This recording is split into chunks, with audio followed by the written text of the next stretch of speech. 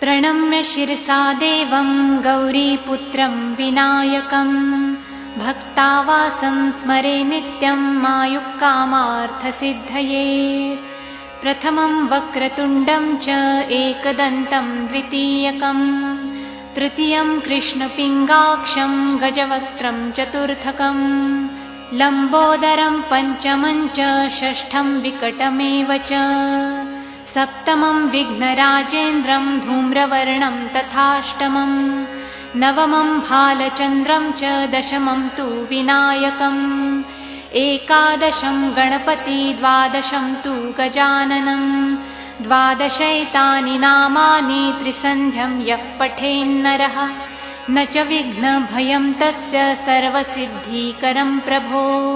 विद्यार्थी लभते विद्यां धनार्थी लभते धनं पुत्रार्थी लभते पुत्रान् मोक्षार्थी लभते गतिं जपेद् गणपति स्तोत्रं षड्भिर्मासं फलं लभेत् संवत्सरेण सिद्धिं च लभते नात्र संशयः।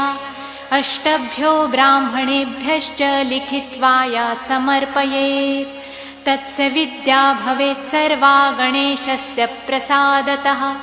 इति श्रीनारदपुराणे सङ्कटनिरसन नाम गणेशस्तोत्रं सम्पूर्णम्।